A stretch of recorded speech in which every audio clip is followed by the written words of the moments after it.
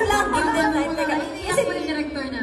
deep daw eh, deep yung message. Can you go there? Oo, deep yung message. Sige, Naiiyak na si Bebe. Direct Sheena, parang ano MMK ulit to. Actress to, Ganon, oo, actress MMK. yan.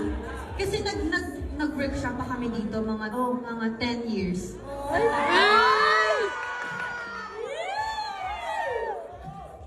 That's it, yun. Sobrang lungkot pala. What's the next? May message si Bebe pero kailangan ikaw yung mag-isip. Pag may sasabihin ka, sino mag-isip? Wait, ikaw na magpasali dyan. Oh, ikaw mag-isip.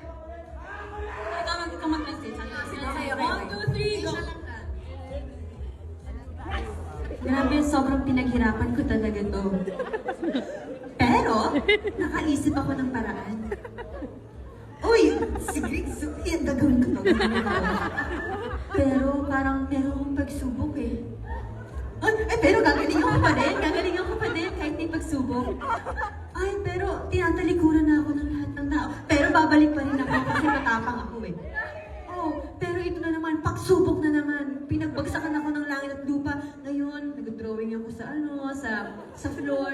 Iniisip ko talagang natatalinhaga ako sa mga nangyayari. Pero dahil dito sa mga bracelets na to na pinamimigay ko ngayon sa Blooms, naisip ko na this is the right time for me to do a film. This is now. No other now but with Miss Ai on the side and with the Beanie Girls on the center. We are gonna be Haba na Bango Day, and I'm gonna go to the corner and babalik ulit ako, and that is the film. Yeah, that's the message.